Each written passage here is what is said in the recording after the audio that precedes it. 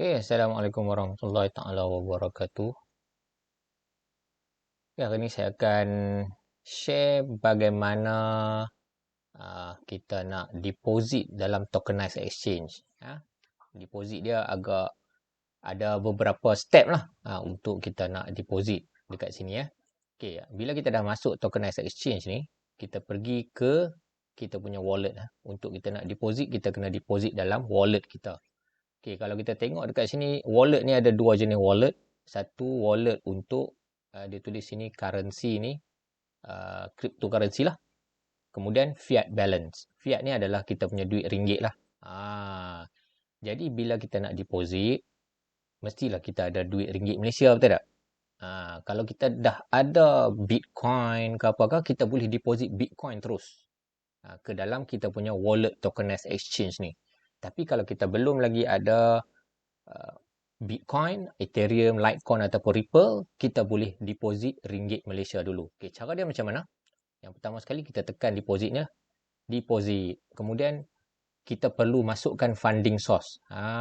Kita perlu masukkan funding source ini adalah kita punya bank account. Jadi kita kena hantar bank account punya statement yang ada letterhead bank, yang ada satu muka surat depan tu, kita kena submit kepada tokenized exchange sebelum dia masukkan funding source kita ni.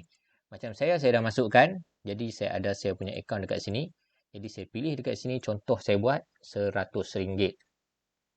Deposit RM100 minimum ya. Jadi minimum deposit amount RM100, daily deposit limit RM30,000, remaining deposit limit RM30,000. Jadi paling maksimum kita nak masuk sehari RM30,000 sahaja. Okey. Jadi tadi tanya kan macam mana nak masukkan funding source ni. Tengok dekat sini kita ada manage bank account. Jadi tekanlah manage bank account ini, kemudian kita masukkan. Ada masuk kat sini kan.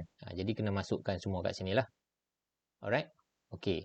Ini step yang seterusnya ialah bila kita tekan saja deposit, dia akan bagi tahu kita kena buat transfer secara manual di account kita sendiri. Tapi macam mana? Dia ada dia bagi tahu dekat kita, kita kena masukkan reference tu. Reference ni penting. Okay, apabila kita understand, kita tekan next. Jadi dekat sini dia bagi tahu dah bagaimana step untuk kita nak transfer. Okey, jadi dekat sini kita tengok dah, dia bagi tahu dah transfer RM100 daripada bank yang kita letakkan sebagai funding source. Kalau macam saya dekat public bank, saya buat public bank. Jadi saya nak transfer daripada bank lain ni, dia tak akan terima. Jadi kita kena guna bank yang kita pilih untuk funding source. Dia bagi dua bank sahaja untuk kita guna, untuk kita masukkan sebagai funding source kita. Okey. Jadi lepas tu dia akan bagi ni nombor account dia. Tetapi dekat reference tu kita kena letakkan yang ni dia bagi dekat saya, setiap kali kita tekan deposit dekat sini, dia akan ada memo ataupun reference yang kita kena letak apabila kita transfer tu nanti. Okey? Dan maklumat ini juga dia akan hantar ke dalam email kita. Okey.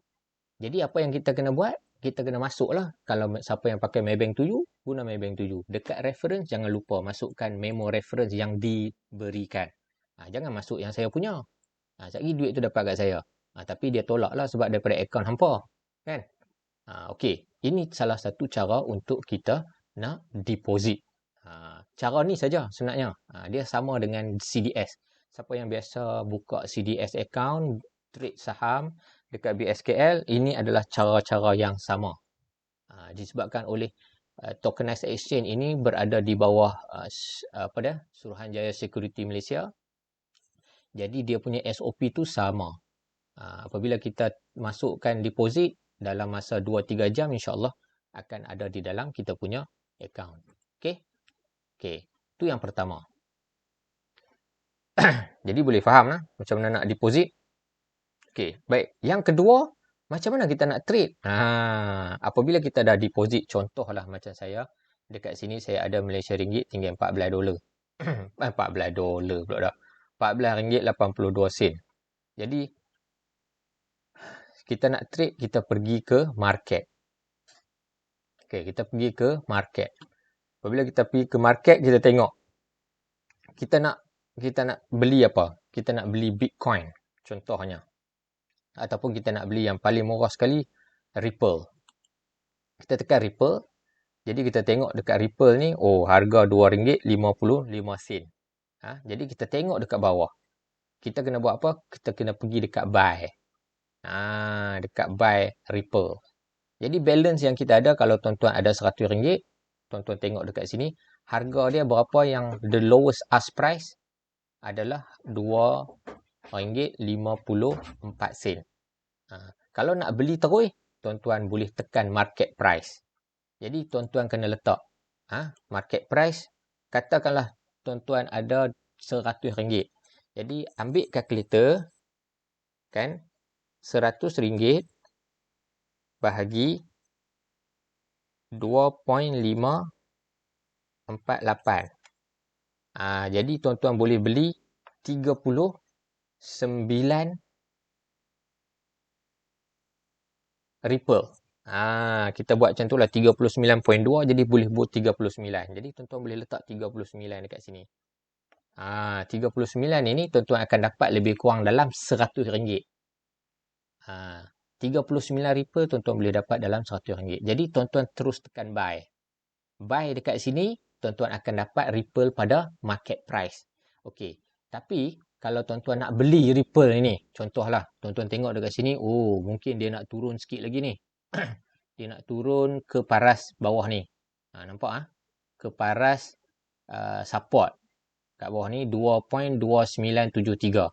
2.2973 ni, kita ambil kalkulator sekali lagi, 100 bahagi 2.2973 sama dengan 43 Ripple. Tuan pergi dekat limit sini, tuan masuk 43 Ripple. Okey, tuan masuk 43 Ripple, kemudian good till cancel ni maksudnya dia akan tunggu sampai tuan-tuan harga tersebut sampai ke paras tersebut, kemudian dia akan tolong beli. Ini buy limit lah, buy limit. Okey, boleh faham? Jadi saya sekarang ada berapa? 14.82. Jadi saya tekan 14.82 bahagi dengan, kalau market price sekarang 2.546. Jadi saya hanya boleh beli 5. Jadi saya akan tunjuk kepada tuan-tuan, okey 5. 5.8. Tak apalah, saya beli 5 sahaja. Okey, jadi saya tekan buy. Okey, dekat sini tengok buy order confirmation, please verify that this order for confirming. All the order are final, submitted and unable to issue you a refund. Nampak? Sekali kita beli, kita tak boleh. Okey. The best market. Okey, kita tengok market buy, market apa dia? Ripple. Amount Ripple kita nak beli 5 dengan ada RM14 tu, saya nak beli 5. So price per Ripple the best market price. Maksudnya harga semasa. Jadi saya tekan confirm. Success to set bid order. Nampak? Success to set bid order. Jadi kita tengok. Okay, your order is now being processed. Kita akan terus dapat email. Dan kita tengok kat sini, email pun kata your order has been filled. Jadi kita tengok dekat kita punya wallet. Ripple saya dah jadi 6. Sebab hari tu saya beli 1. Sekarang ni beli lagi 5, dia jadi 6. Jadi jumlah adalah 15.3 ringgit. Jumlah ni, approximate value ni adalah MYR lah. Alright. Jadi berapa ringgit yang saya tinggal? Tinggal RM2 lagi. RM2 ni boleh beli apa? Belilah 0.9 Ripple ke. Tak ada masalah. Okay. Sekarang ni dalam saya punya tokenized exchange adalah RM159.27. Berapa hari bulan? 6 hari bulan 12. Jadi kita tunggu saja. Kan? Kita tunggu sahaja. Yang bestnya, semua Bitcoin ini kita boleh transfer, kita boleh withdraw. Withdraw ni macam mana? Withdraw kita transfer lah kalau kita nak beli apa-apa yang menggunakan Bitcoin kan, ataupun Ethereum, ataupun Litecoin, ataupun Ripple, kita boleh withdraw sahaja. Tekan withdraw, kemudian dia akan letak security, please enable 2FA first. Yang ni Google punya. Jadi kita boleh withdraw ke mana-mana tempat yang menerima Bitcoin. Bitcoin tu dia akan tempat tu dia akan bagi kita address dan kita akan masukkan address dan kita boleh buat pembelian. Tak ada masalah. Okey. Jadi itu saja buat hari ini berkenaan dengan tokenized exchange. Yang pertama saya dah share bagaimana kita nak deposit, kita nak deposit ke dalam wallet kita kan, menggunakan bank account. Kemudian bagaimana untuk kita nak buat pembelian. Buat dulu pembelian. Nanti macam mana nak penjualan tu kita tengok pada harga yang menarik baru kita buat penjualan. Okey? Itu saja. Assalamualaikum warahmatullahi wabarakatuh.